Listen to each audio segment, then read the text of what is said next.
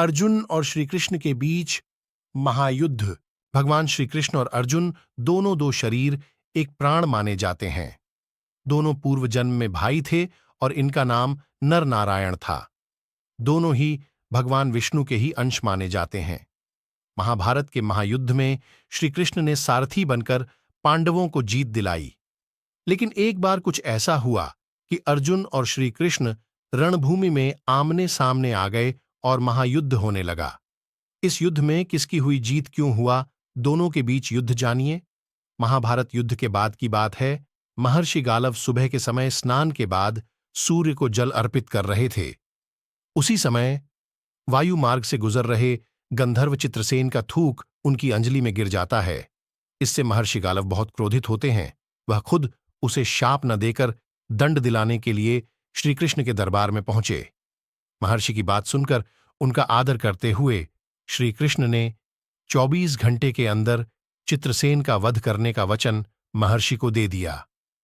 उधर जैसे ही नारद मुनि को इस बात का पता चला, वह चित्रसेन के पास पहुंचे और उनसे कहने लगे, जो भी दान पुण्य करना चाहते हो कर लो, क्योंकि स्वयं श्री कृष्ण कुछ ही घंटों में तुम्हें मृत्यु द्वार भेजने वाले हैं। यह सुनकर चित्रसेन घबराए और तीनों लोक में शरण मांगने लगे, लेकिन किसी ने उन्हें अपने यहां शरण नहीं दी। आखिर श्रीकृष्ण से वैर कौन लेता। अंत में गंधर्व अपने परिवार सहित फिर से नारदजी की शरण में लौटे और उन्हीं से कोई समाधान देने की विनय की। गंधर्व की विनती पर नारदजी को दया आई और उन्होंने चित्रसेन से कहा कि तुम अपने परिवार सहित आधी रात को इस जगह पर यमुना के किनारे विलाप करना। एक महिला यहां आएगी जो तुम्हें विलाप करता देख तुमसे कारण पूछेगी, लेकिन जब तक वह तुम्हारी सहायता का प्रण न ले तुम उसे अपनी समस्या मत बताना। चित्रसेन तैयार हो गए। फिर नारद जी श्रीकृष्ण की बहन और अर्जुन की पत्नी देवी सुभद्रा के पास पहुंचे और उनसे कहा कि आज बहुत ही शुभ तिथि है। आज मध्य रात्रि में यमुना में स्नान करना और दीन का दुख दूर करने पर अक्षय लाभ की प्राप्ति हो सकती है। इस पर सुभद्रा रात को अपनी दो सखियों के साथ यमुना में स्नान के लिए पहुंची। वहां उन्होंने विलाप करते गंधर्व और परिवार को देखा, तो उन्होंने अक्षय लाभ की इच्छा और मानवता के नाते उनके दुख का कारण पूछा। लेकिन गंधर्व ने तब तक कुछ नहीं बताया जब तक सुभद्रा ने सहायता का प्रण नहीं किया।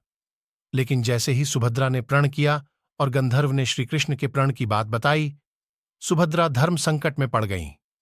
उन्हें कुछ नहीं सूझा तो वह गंधर्व को अपने साथ महल ले गईं और जाकर अर्जुन को पूरी बात बताई। अर्जुन ने कहा, चिंता न करो, अब चित्रसेन हमारी शरण में हैं, तो इनकी रक्षा हमारा कर्तव्य है। उधर देवराशि नारद श्रीकृष्ण के पास पहुंच गए और उन्हें बताया कि प्रभु, आप गंधर्व चित्रसेन को मारने की तैयारी में तो हैं, लेकिन स्वयं आपके प्रिय अर्जुन ने उसे अपने संरक्षण में रखा है। इस पर कान्हा नारद मुनि से कहते हैं कि आप जाकर अर्जुन को समझाने का प्रयत्न करें। नारद जी अर्जुन के पास आते हैं और श्रीकृष्ण का संदेश देते हैं।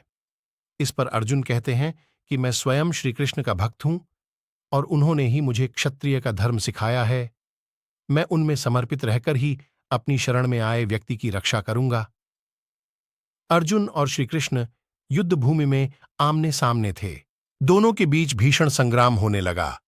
श्रीकृष्ण ने सुदर्शन चक्र छोड़ा तो अर्जुन ने पाशुपतास्त्र छोड़ दिया। इस तरह विष्णु और शिव के अस्त्र आमने सामने हो गए। अर्जुन ने पाशुपतास्त्र शिवजी की तपस्या करके प्राप्त किया था। प्रलय को भांप महादेव वहां प्रकट हुए। उन्होंने दोनों अस्त्रों के वार को रोक लिया। फिर शिवजी भगवान श्रीकृष्ण के पास पहुंचे और बोले, प्रभु, आप तो भक्तों के रखवाले हैं। अपने भक्तों की खुशी के लिए वेद पुराण और शास्त्र के साथ अपनी प्रतिज्ञा को भी भूल जाते हैं। ऐसा तो हजारों बार हुआ है। भगवन, अब तो इस लीला का समापन कीजिए। तब श्रीकृष्ण ने अर्जुन को गले लगाया और युद्ध को विराम दिया। इस पर महर्षि गालव को बहुत क्रोध आया। उन्होंने अपने तपोबल से चित्रसेन सहित श्रीकृष्ण, अर्जुन और सुभद्रा को जलाकर भस्म करने के लिए अंजुलि में जल ले लिया। जैसे ही गालव ने जल लिया, सुभद्रा बोल उठीं, यदि श्रीकृष्ण के प्रति मेरी भक्ति और अर्जुन के प्रति मेरा प्रेम सत्य है तो यह जल ऋषि के हाथ से पृथ्वी पर गिरे ही नहीं। ऐसा ही हुआ। जल पृथ्वी पर नहीं गिरा और गालव ऋषि ने स्वयं को बहुत लज्जित अनुभव किया। फिर प्रभु को प्रणाम कर वह अपने स्थान को लौट गए।